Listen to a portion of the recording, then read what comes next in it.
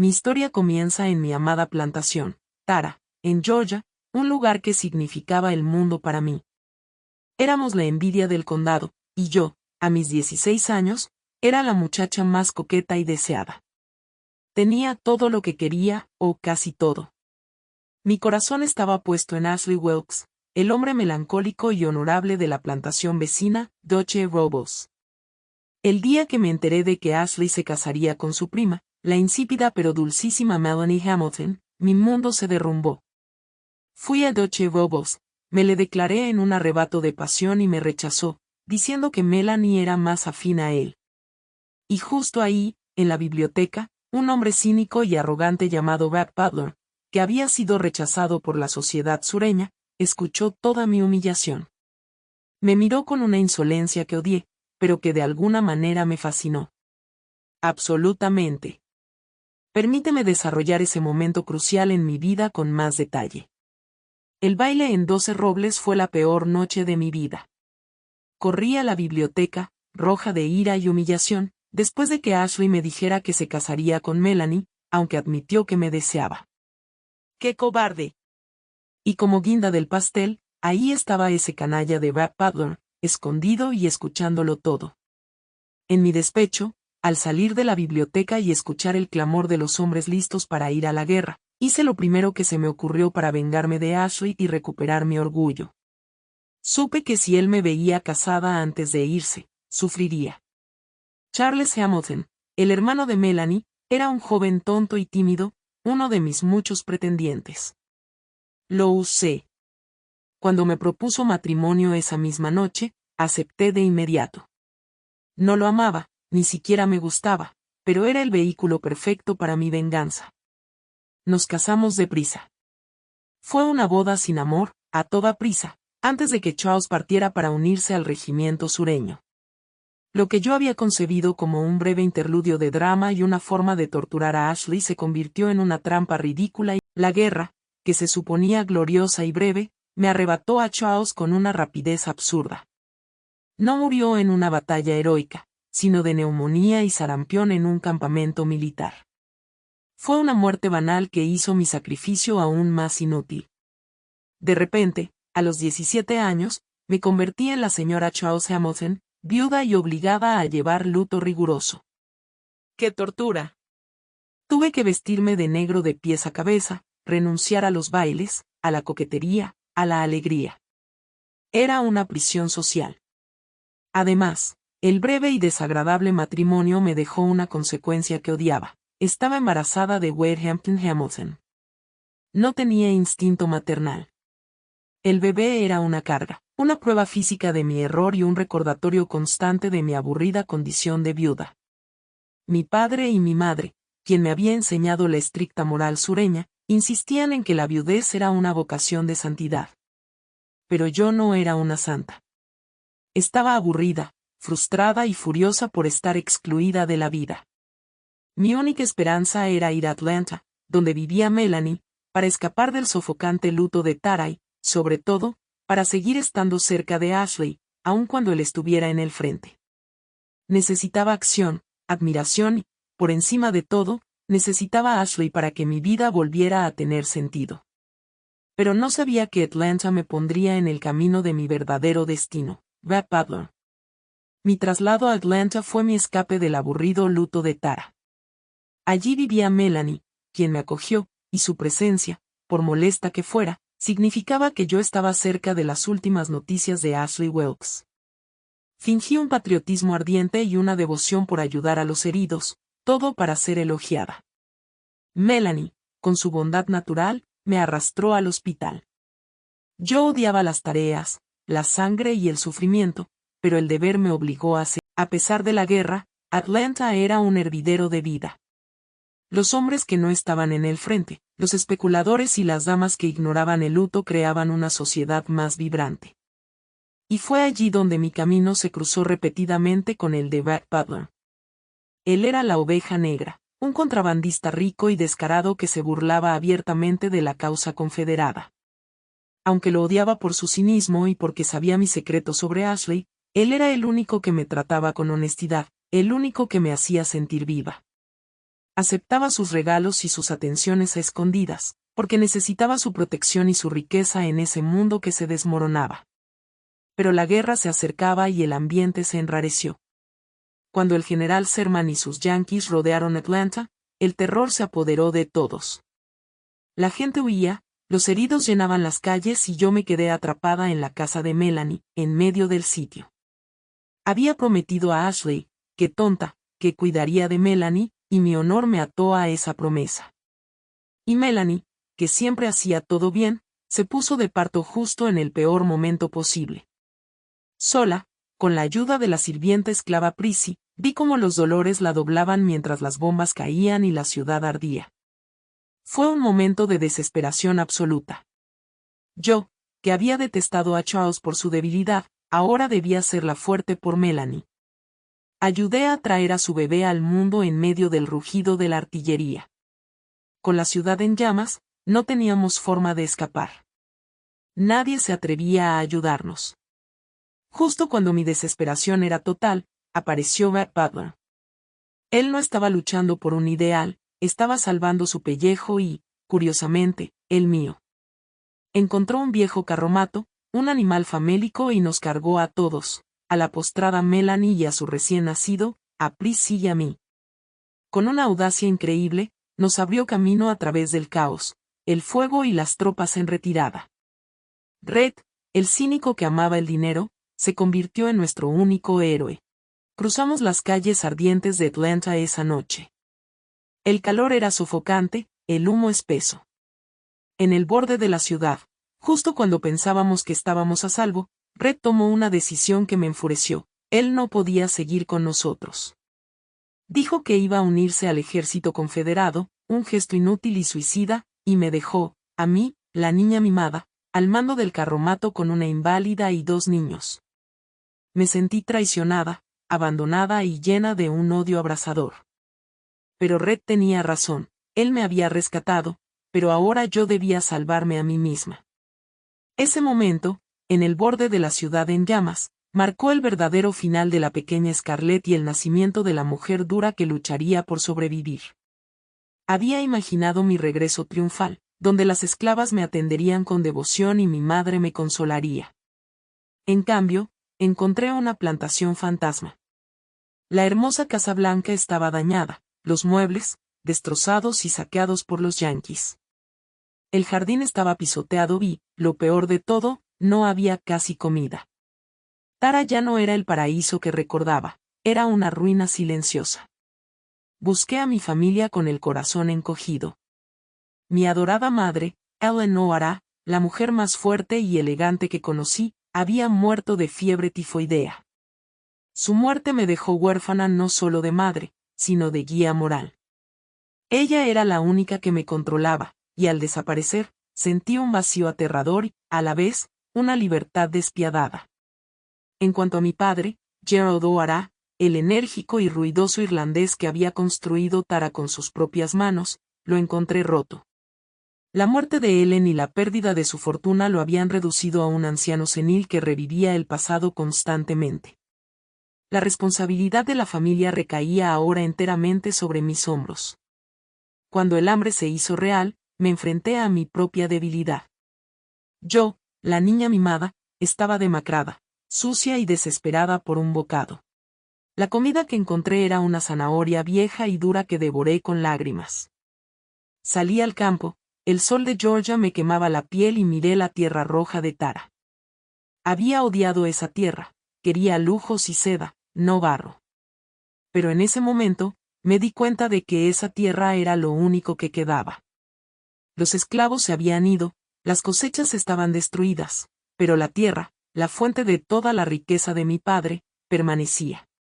Fue entonces, con el puño cerrado y la tierra roja filtrándose entre mis dedos, que pronuncié el juramento que me definiría. A Dios pongo por testigo que no podrán derribarme.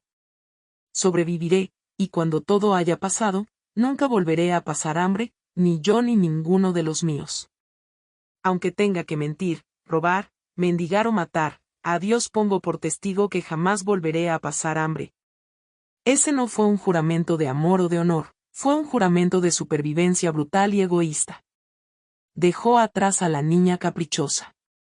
La guerra había barrido mi mundo como el viento, pero yo no me dejaría llevar. A partir de ese momento, mi única religión fue la supervivencia de Tara y, con ella, la mía. Este juramento me dio una fuerza de voluntad indomable, pero también me endureció el corazón, preparándome para las acciones más despiadadas que tendría que cometer para mantener mi promesa. Claro. Esta etapa marca mi transformación de dama a superviviente despiadada y es donde mi juramento en Tara se puso a prueba. Después de la guerra, la miseria nos ahogaba. Los impuestos se acumulaban y amenazaban con quitarnos Tara. Desesperada, pensé en la única persona con dinero que me debía un favor, Rhett Butler, que estaba en una prisión yanqui acusado de contrabando. Me vestí con mi mejor ropa, usando cortinas de terciopelo verde para hacerme un vestido. La pobreza no iba a arrebatarme mi apariencia, y fui a verlo a la cárcel de Atlanta. Mi plan era simple: seducirlo, hacerle creer que aún lo amaba y rogarle que me prestara el dinero para salvar Tara, pero Red no era tonto. Me miró, notó mis manos endurecidas por el trabajo y descubrió rápidamente mi engaño. Me rechazó con desprecio, diciéndome que mi plan era transparente. Me fui humillada y con las manos vacías. La desesperación se apoderó de mí. En el camino de regreso, me encontré con la solución perfecta y ruinosa: Frank Kennedy. Frank era el prometido de mi hermana, Sue Ellen Noara, un hombre mayor y aburrido, pero que había prosperado con un aserradero en Atlanta. Sue lo había esperado fielmente, soñando con su vida de casada. Yo no tuve remordimientos. Manipulé a Frank contándole mentiras, haciéndole creer que Suellen se había cansado de esperar y que se iba a casar con otro. Frank, un hombre simple, cayó en mi trampa. En menos de 2 semanas, lo convencí de que se casara conmigo. No solo salvé a Tara con el dinero de sus impuestos, sino que me hice dueña de su aserradero y de su vida. Mi propia hermana nunca me lo perdonó. Con el dinero y el aserradero de Frank, no me detuve a jugar a la señora. No. Había jurado que no volvería a pasar hambre, y eso significaba no solo comer, sino tener seguridad para siempre. Me lancé al negocio de la madera con una ferocidad que horrorizó a la sociedad de Atlanta. Contraté prisioneros y mano de obra barata, trabajé más duro que cualquier hombre y me negué a seguir las ridículas reglas sociales. Iba sola a mis negocios, vestía como quería y no temía regatear o ser despiadada. Mi éxito fue instantáneo y enorme. Amasé una gran fortuna, comprando más aserraderos y casas. La gente me odiaba, me llamaban vulgar, avariciosa y no dama. Pero con ese dinero pude vestir a mi familia, comprarles comida, e incluso sostener a Ashley y Melanie, que eran inútiles para los negocios y la supervivencia. En ese momento, la supervivencia era mi única moral. El juicio de los demás me importaba un bledo. Yo era fuerte y rica, y el resto del mundo era débil. Mi único error era que, a pesar de todo, en el fondo seguía anhelando que Ashley me viera como la mujer fuerte que era y que me diera el amor que creía merecer. ¿Qué piensas de la facilidad con la que sacrifiqué mi honor social por la seguridad económica? Cuando Frank Kennedy murió, atacado por unos rufianes mientras yo estaba ocupada manteniendo a flote mis negocios, volví a ser una viuda. Red, que había regresado a Atlanta rico y condecorado como un héroe dudoso, me cortejó abiertamente y de una manera que me hacía temblar. Él era el único hombre que me desafiaba, el único que conocía mi alma sin tapujos, y aún así me quería. Finalmente, cedí a su propuesta de matrimonio. Fue mi tercer intento de encontrar seguridad y, sinceramente, la única vez que sentí una pasión real. Red me cubrió de lujos, dándome la vida opulenta que la guerra me había arrebatado. Compró para mí un palacio en Atlanta, me llenó de sedas y joyas, y restauró el esplendor de Tara para mi padre. Era la vida que mi corazón anhelaba, la vida que él entendía que yo merecía. Nuestra relación era una llama constante, peligrosa y adictiva. Red me decía: somos iguales, Scarlett, ambos somos parvenos y egoístas. Por eso te entiendo. Él podía ver a través de mis fachadas, y esa sinceridad me irritaba, pero también me fascinaba. Éramos dos fuerzas iguales, destinadas a chocar. El problema era que yo seguía siendo una estúpida. Mi obsesión por Ashley Wilkes era como una enfermedad. Creía firmemente que mi vida solo sería perfecta si él me amaba. Usaba esa ilusión como un escudo contra el amor real, vulnerable y exigente que Red me ofrecía. Red estaba desesperado por ganarse mi corazón, pero cada vez que se acercaba, yo lo rechazaba, aferrándome a la idealización de Ashley, quien, para colmo, vivía en nuestra casa mantenido por mi dinero, junto a su esposa Melanie. Esta situación era un tormento para Red, que veía mi ceguera a diario. Tuvimos una hija, a quien Red insistió en llamar Eugenia Victoria. Esta fue la etapa de mi vida donde las ilusiones se hicieron añicos y me enfrenté a la verdad más cruel sobre mí misma. Nuestra pequeña Bonnie, mi hija y la luz de los ojos de Red, fue la víctima de nuestra tormenta matrimonial. Red la adoraba, la había convertido en el único objeto de su afecto y se esforzaba por darle una infancia perfecta. Le enseñó a montar en pony, orgulloso de su coraje y su espíritu indómito, rasgos que, irónicamente, había heredado de mí. El día que la tragedia golpeó fue un día soleado, como cualquier otro. Bonnie, de apenas 4 años, montaba su pony. Ella saltó una cerca y se cayó. El accidente fue fatal y rápido. La muerte de Bonnie destrozó a Red. Fue más que dolor, fue la aniquilación de su última esperanza. Él se encerró con su ataúd, incapaz de dejar ir el único ser que había amado incondicionalmente y que lo había amado sin condiciones. Yo también sufrí, por supuesto, pero mi dolor no era tan puro ni tan paralizante como el suyo. Red se retiró por completo, el hombre cínico y vibrante que yo conocía se convirtió en una cáscara vacía, ahogando su pena en el alcohol y el silencio. La tragedia nos unió en el sufrimiento, pero nos separó irremediablemente en el alma. Apenas nos habíamos recuperado del golpe de Bonnie cuando la vida nos asestó el último revés. Melanie Hamilton, la dulce e inquebrantable Melanie, cayó gravemente enferma. Ella era la única mujer de la que Red había dicho que era una gran señora y la única persona que había visto solo lo bueno en mí, perdonando todas mis crueldades. Cuando fui a su lado, Melanie, con su último aliento, me hizo prometer que cuidaría de Ashley y de su hijo. Me hizo jurar que sería fuerte. Al salir de la habitación, con el alma desgarrada por la pérdida de la única amiga verdadera que había tenido, busqué consuelo en el hombro de Ashley Wilkes. Y en ese instante, al abrazarlo, el velo cayó. Vi a Ashley no como el héroe romántico de mis sueños, sino como el hombre débil e inútil que realmente era. Comprendí que mi amor por él no había sido más que la idealización de una niña caprichosa, el deseo por algo que no podía tener. Era una fantasía, una sombra sin sustancia. Me di cuenta de la verdad terrible, una que me golpeó con la fuerza de una de las bombas de Atlanta. El amor de mi vida, el hombre apasionado, fuerte, real y complejo que me había entendido y amado tal como era, estaba en casa. Era Red. Corrí por la calle hacia nuestra mansión, llena de una euforia desesperada. Tenía que decírselo, tenía que decirle que por fin lo amaba. No me importaba la muerte de Melanie o el dolor por Bonnie, solo que ahora éramos libres de amarnos el uno al otro. Pero, como en toda mi vida, mi realización llegó tarde. Encontré a Red preparándose para irse.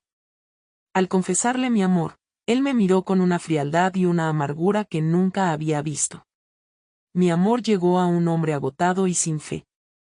Él ya no me creía ni quería intentarlo. Mi querida, me has negado el corazón y el alma durante tanto tiempo que cuando me lo ofreces, solo puedo decir, me importa un bledo. Cuando se fue, con su famoso portazo, me quedé de rodillas, sola entre los lujos que ya no importaban. Había ganado la guerra, pero había perdido mi corazón. Mi única esperanza, mi única salvación, estaba en ese pedazo de tierra roja que siempre me había esperado. Corrí hacia él, dispuesta a empezar de nuevo, pero era demasiado tarde. Él ya no tenía fuerzas ni quería seguir luchando. Francamente, querida, me importa un bledo. La despedida de Red fue la estocada final, más dolorosa que la pérdida de Bonnie o Melanie, porque significaba que había destruido lo único de valor que la guerra me había dejado. Yo, que había superado el hambre, el fuego y la ruina, no pude superar mi propia ceguera y orgullo. Me quedé en las escaleras de esa opulenta mansión, sola. El silencio era ensordecedor, roto solo por el sonido distante del carruaje de Red que se alejaba. Grité por él, rogué, y por primera vez en mi vida, no pude manipular ni forzar la situación. Red se había ido, y no volvería. El dolor que sentí era absoluto, me desgarraba. Por un momento, estuve al borde de la desesperación total, el colapso que mi madre y mi primera educación me habían prohibido. Pensé en morir, en rendirme, en dejar que el viento se llevara todo. Pero mientras lloraba, mi mente, esa mente práctica y resistente que había desarrollado en la posguerra, empezó a buscar una salida. Mi mirada se posó en un objeto o un recuerdo, no recuerdo qué fue, pero me trajo de golpe la imagen de Tara, mi plantación, la única cosa real y constante en mi vida. Tara no era solo una casa, era la tierra roja, la esencia de mi padre, y el lugar donde había hecho mi juramento. La plantación era el único amor que no me había traicionado, el único refugio que siempre me había esperado, sin importar cuán terrible o egoísta fuera yo. En ese instante de máxima desolación, me di cuenta de mi verdadero hogar, no estaba en la riqueza ni en el amor de un hombre, sino en la tierra y en mi propia voluntad de hierro. Me levanté del suelo con una determinación renovada, el espíritu combativo volviendo a encenderse. Había perdido la guerra de secesión, había perdido a Charles, había perdido a Frank, había perdido a Bonnie, había perdido a Melanie, y ahora había perdido a Red, el hombre que me amaba y al que por fin amaba. Todo había sido barrido como por el viento. Pero a diferencia del resto, yo no estaba dispuesta a rendirme. No soy como Ashley, que vive en el pasado, ni como Melanie, que era demasiado buena para sobrevivir. Soy Scarlett O'Hara, y siempre encuentro una manera.